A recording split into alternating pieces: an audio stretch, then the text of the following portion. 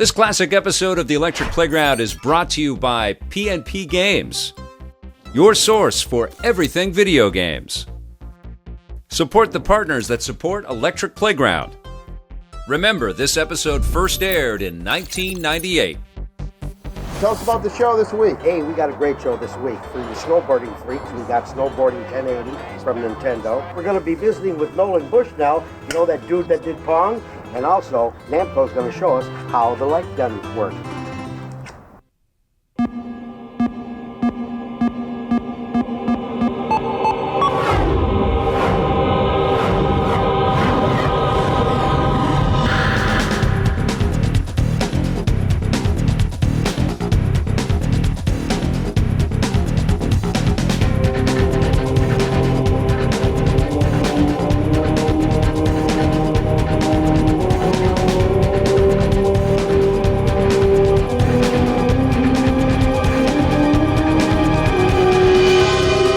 Here comes yet another new game from 3DO. It's called Requiem, and I highly recommend it. Okay, talk to me about the story behind Requiem. I don't know if you're familiar with Milton's Paradise Lost, but there was this war in heaven that they said where a third of the angels fell, led by Satan. So in this game, Requiem, you play the role of a loyal angel who does battles with Satan and his legions of demons and minions. Cool, very cool. So what are some of the things that the lead character can do in this? You play an angel, a loyal angel whose name is Malachi, and it's really one of those kind of badass Old Testament angels who has the real wrath of God type of stuff. Send locust swarms at people, lightning bolts, make their blood boil. Blood boil is especially cool. All their body parts fly around, and then you can actually reanimate them, and they all swirl together, and they'll fight on your side. A big part in Requiem is meeting other characters within the world and talking to them and learning about this story as it unfolds. And I'm looking at the graphics here. I mean, it's amazing. It's so much more than what you're normally used to seeing, you know? We call it emotive animation technology. It's a hybrid model of animation using rigid body and soft body. So basically we have 35 unique characters, and they'll react to you different depending on which character you're possessing at the time, if you're within another creature's body, if your weapon is drawn or not. You can sometimes choose brains over brawn. So what you have to do is interact with the other characters in the world, use your angelic powers at appropriate moments, and kind of this great story unfolds of this battle between angels and demons, heaven versus hell. So do you go in different like areas, or is it all pretty much concrete? And what do we got? Do you go to the beach? What do you have? This is a war-torn city right now. You actually see we're entering into a bar. In Requiem you have like a bar, a subway, hotels, churches, this futuristic war-torn city that we've seen, torture chambers, sewers. Now can you interact with these characters here? Yeah, check this out. He's gonna have a little conversation with them right now. Wow. He's saying, Bar Requiem, it's an awesome game. So if you were to summarize this game, what would you say? It's really heaven and hell collide. There's a great quote from Milton's Paradise Lost that said, it's better to reign in hell than to serve in heaven. It's a great book, you should read it. If it rained in hell though, wouldn't the fires go out? Thank you very much, ladies and gentlemen. We'll be performing here all week.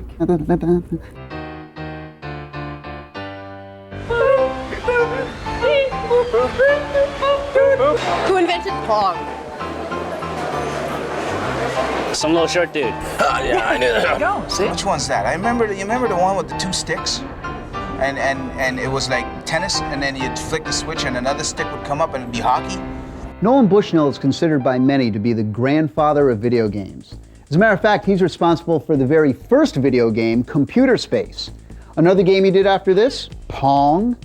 He also started a company called Atari and a pizza place called Chuck E. Cheese. We had a chance to talk to him to see what it's all about. Well, we have, as you can see, a lot of dogs. Yeah, now what are the names? Oh, that's Bandit, and that's Maggie and Pug. You mean that's not Ping and Pong? We used to work late nights at the computer center. We'd play games on the big computers. Things haven't changed much then, I guess, huh? Exactly, but in those days, the computers we were playing on cost, $9 million. Right, so right. you'd say, gee, $9 million, 25 cents a play. Math doesn't work. I knew that the games we were playing on the big computers, if I could make them commercial, would be a big success. Rather than to say I invented the video game, I really commercialized the video game. Okay. I made it possible. Yeah. And then the first game that you would put out commercially? It was Computer Space, which was very much more complex than Pong. All my friends liked it, but all my friends were engineers. That product that was almost the first had one. too much innovation in it. Right, it was ahead of its time. No, really. I mean, the fiberglass case, all that sort of stuff. And so, in some ways, the second one, I dumbed it way down. Anybody with one hand could play it and hold a beer in the other. And then, of course, Atari. Atari was really the first, what I'd call cyber sports game mecca. I mean, we just annihilated everybody who was our competition. Who came up with the name Atari and why? I came up with the name of Atari because it was a word that was used in the game that I like to play. Which was Go, which is actually an Oriental game. And when you attack another group of stones, it's a black and white stones on a matrix, you say Atari. And it's sort of like, and it's a polite warning to your opponent that he's about to get whacked. And do you know anything about the rumors that there are ET cartridges buried somewhere in the desert? Absolutely true. Are you serious? See, I can poke fun at it because this was after I left. And right. Okay, now think of this decision. Okay. As a corporate maven, you build more cartridges than you have installed base. Installed base, Yeah. right? How many 2600s were there back then when this fiasco happened? I think that there was like 8 million. 8 million, and then how many ET cartridges did they make? I think they did 10. Why did they bury them in the desert? I think that you always want to hide your sins. Thank you very much for taking time out of your busy schedule. You're a true master in the industry, and if it wasn't for you, none of us would be here, and there would be no Laura Croft and things of this sort. So it's all up to you. You ain't seen nothing yet. Excellent. The best stuff is yet to come. Very cool. Okay. Hi, I'm Alan Belardinelli from Nintendo of America. We'll be right back to talk about 1080 snowboarding.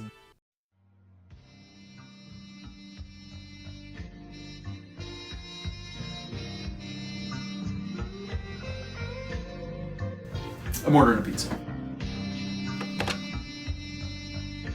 Not now, not now! Are you using the phone? I'm using the internet! Oh, sorry, I was just gonna order a bite in. Wanna play some Two Crude Dudes I just picked up from PNP Games? It's gonna be one crew dude saving the city. Now put the phone down!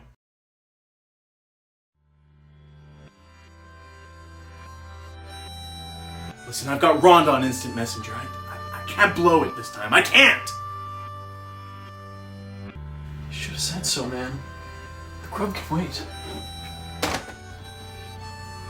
Go get her, Crude Dude. Thanks, crew dude.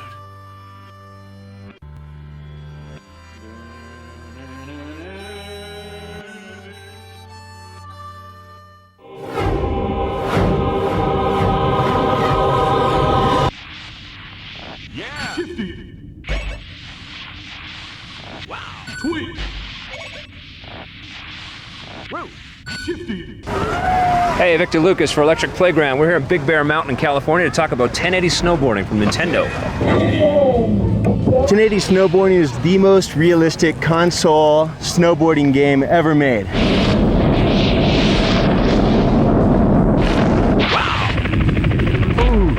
I can win the GS, but 1080 kills me. It's got real-time physics on all the board surfaces, so it depends on the board you ride, the weight of your rider, the skill level of your rider. Extension. 180. If you're landing and you're in powder snow and you go down in it, Right. if you're hitting the edges and putting your hand out, you see the marks you leave behind with your hand. Even on the ice, I mean, you can just hear it. It just sounds like you're right on the ice and the board's just scratching right on it, going right across. It's just amazing. I'm Zoe Flower. I'm here with the Electric Playground. We're at Whistler for the Snowboard Canada Jam Tour. So have you seen Nintendo's new 1080 snowboarding?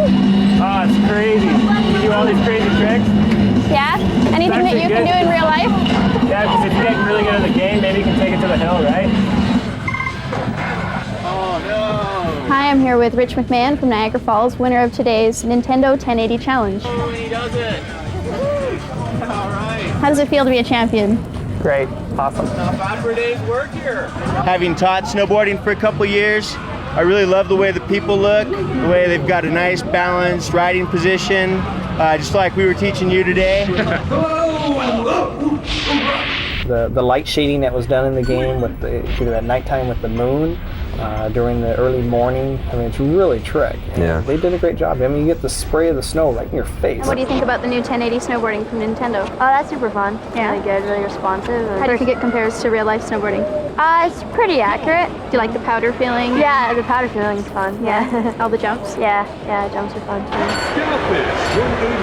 Yeah, this is my simulator for the U.S. Open. That's the plan. Did you get actual pro snowboarders in on the development of the game? Our chief programmer, Giles Goddard, is a snowboarder himself. Okay. So this guy, when he came to make a snowboarding game, came to make a snowboarding game. What are some of the different modes of gameplay in this thing? You can do a head-to-head competition where you can damage yourself out of the race, but the fastest time wins. You can do a trick attack, which is on the regular courses, as many tricks as you can get in the allotted time. And then you can do a stunt mode in the half pipe, of course. You can do a slalom race for time through gates, just like the GSers did in the Olympics. Yep. And then you can just free ride. Tell me a little bit of what snowboarding means to you, because you've been involved with it for a few years. Did I mention there are some very beautiful girls who snowboard? No, mention that again. Very beautiful girls out snowboarding. 1080. If you liked Battlezone before, wait till you see how easy it is on the eyes now. How important was having the Battlezone license attached to the game for you guys? Essential. It gave the project a ton of direction. Yeah. It's, you're going to be in a tank. You're going to be, driving around, shooting things, that type of stuff.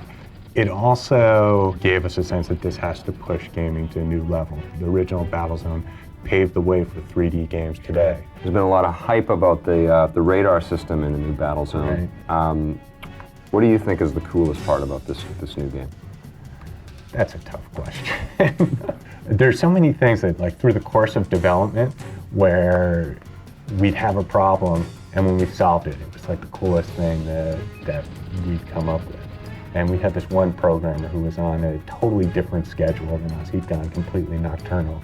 And we'd come in the morning, and there would be a message from the code elf, and there would be all these new cool features. What we wanted to do was have the cool, over-the-top weapons, vehicles that were just outrageous. I mean, we didn't want this to be realistic simulation type stuff. We wanted it to be outrageous and fun. We actually started by building the gameplay. That was really important to us, was that we get the gameplay mechanics exactly right. It's just terrifying. You never know when your enemy is going to pop out and start to attack your base. We haven't heard from any of the original designers of Battlezone, but we had, we demoed the game for a Battlezone world champion, and he gave us his seal of approval. One thing that I really like about this game is the ability to jump out of the vehicles and cruise around the world in first-person perspective. That was one of the fundamental design assumptions, that you were a person on the battlefield. And out of that followed that you had a body, that you could get into any vehicle that you wanted to, and that they would all be different, and you could kind of do different things in the vehicles. Tell me what makes the online gaming for Battlezone special, and what's your relationship with Heat.net? They helped us develop part of the multiplayer server. They do an excellent job of kind of establishing a community and getting people into the game. I don't think there's any other game out there that's at all like Battlezone. It's a completely unique multiplayer experience. It's great to meet you, Andrew. Great meeting you. Hi, I'm Nolan Bushnell, created Atari and Pong, and I'm watching Electric Playground, and I hope you are too. More now on the escalating police chase that began as a joyrider's need for speed. Every available officer has been called in to stop the Lamborghini Diablo, and it looks like the sheer number of officers out here is about to end this chase. Wait, the joyrider is going over the roadblock. Whoa. This is unbelievable. Stick 'em up. Yes, it's going to be a long night for law enforcement. Need for Speed 3. Hot Pursuit.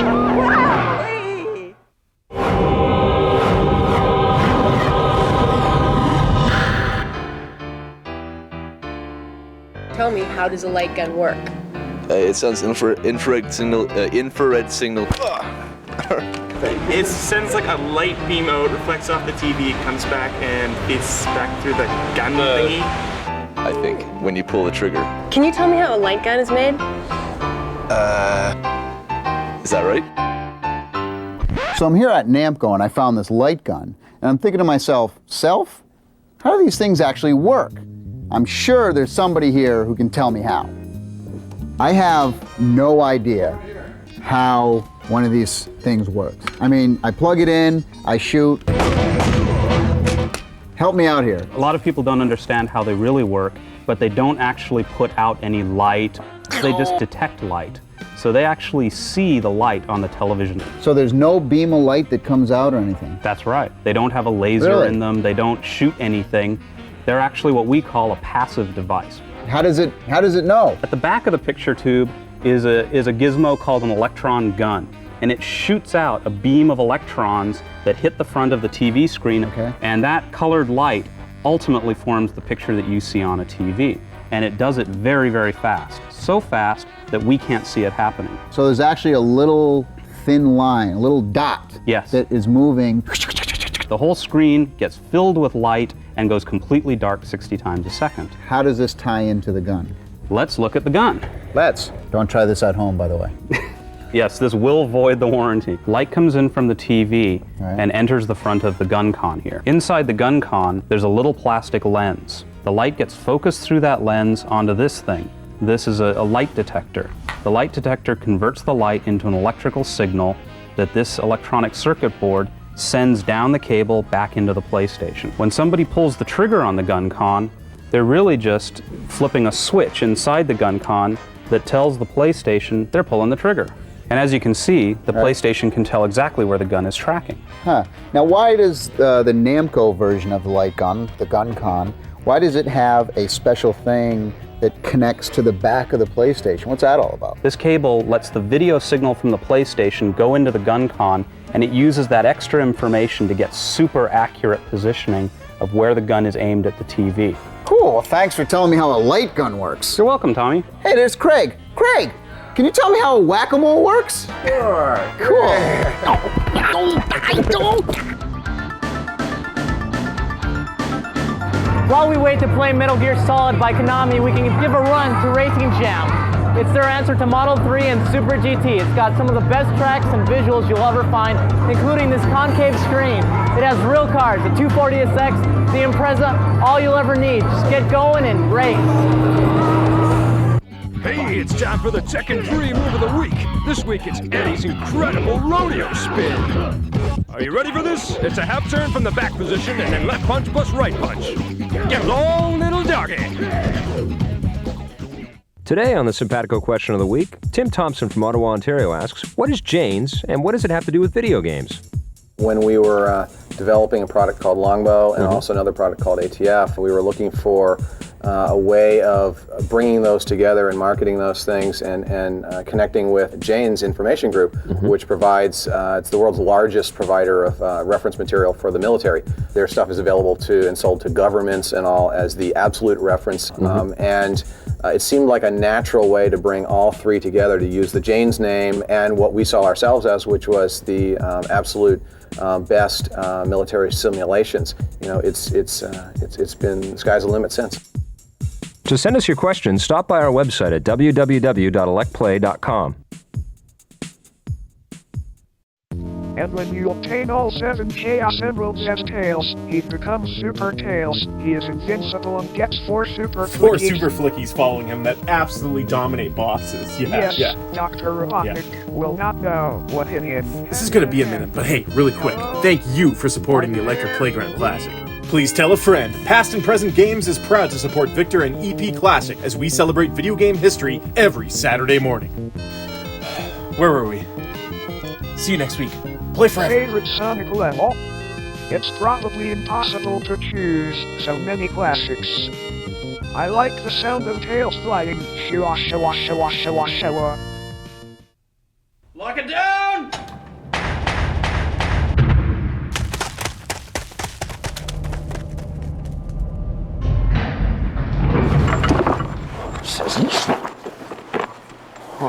one. What are we going to do now? How about Cool Borders 2 for the Sony PlayStation? I like the graphics in this game, but the problem is that the terrain was like tearing all the holes and the seams. It looked like a big quilt. Yeah, you shouldn't be able to see where each texture map has been applied through the game. No. Why didn't they use the analog controller? The PlayStation analog controller is terrific. Why don't people Especially for a use that snowboarding thing? game, Yeah, it would be awesome. The voice in this game though, is absolutely awful. Ready? Go!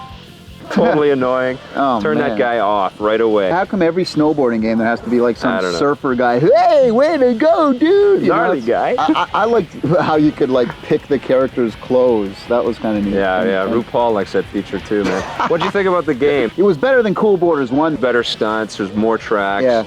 I give it a 5.5. If you like the first Cool Borders, you'll really like this one. I'd give it a 6.5. I think it's a pretty good snowboarding game. What about steep slope sliders for the Sega Saturn there, Simple Simon?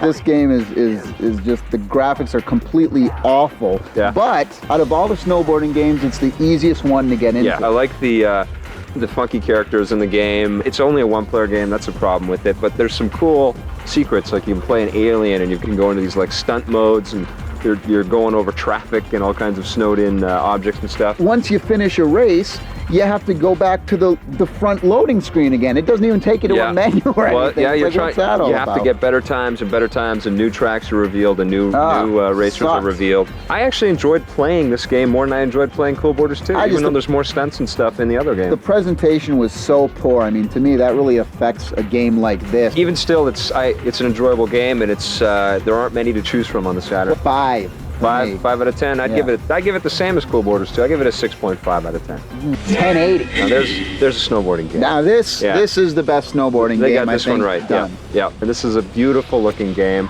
The all of the lens flare and the sun in the distance, the fogging, the flurries of snow coming right at your face, the different borders, the animations, the motion captured moves, the stunts, the Tommy Hilfiger. The Tommy Hilfiger clothes. Watch this. What are you doing? Hey, what are you doing?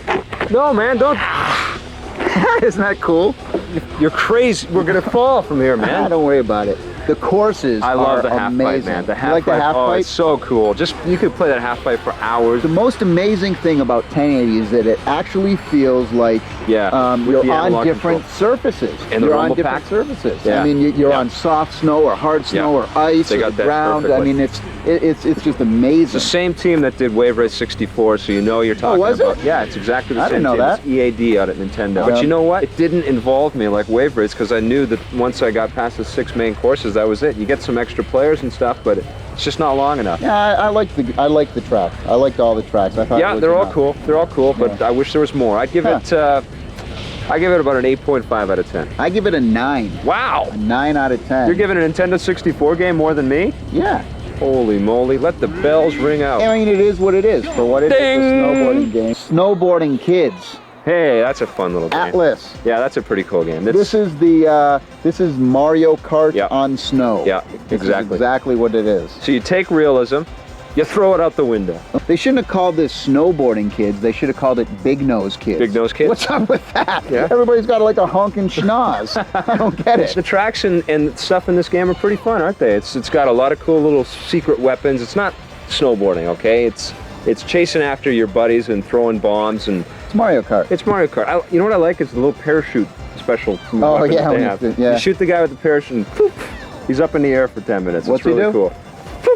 Right, just like that. There's lots of cool little weapons and the tracks are fun. I like the fact that you got to get on one of these things in the game. That's the best Isn't part. that cool? To get to the next, or when you do laps, you go on the ski lift and it takes you around. All the other snowboarding games that I was playing, I was going, man, the only thing that these things are missing is getting on the chairlift. And then I play Snowboard Kids, and it's the only one that has the chairlift in it. 7.5 out of 10. I give it a 7. 7 out of 10? Pretty even with the snowboarding games out check there. it out. Don't be scared. It's not just for kids. It's fun. And actually, up to 4 people can play at the same time. Well, man, how are we going to get out of here? I don't know, man. I tell you what, I'm going to get us out of here. What are you doing? No, man, this is the wrong place. Wrong place. Don't worry about it. We're gonna fall, man. I'm all Oh my over it. God. I'm all over it. Whoa. Oh, you're getting stuff on my hair, man. That's bad. Hey, you're psychotic. And you're getting stuff in my hair.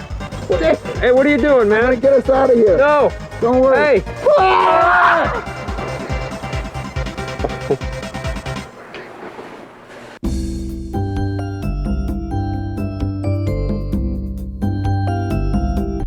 Great to meet you, Andrew. Nice meeting you.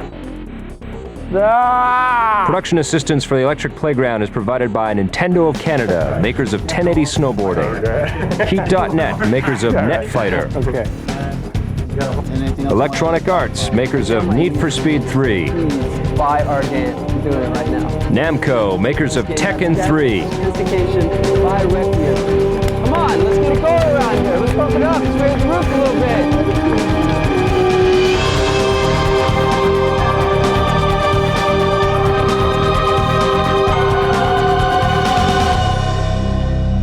Make sure you come back next week. We'll still be here. You gonna get us off of this thing, Tommy? Yeah, don't worry about it. I'm all over it. Yeah, you're an electrician. Yeah.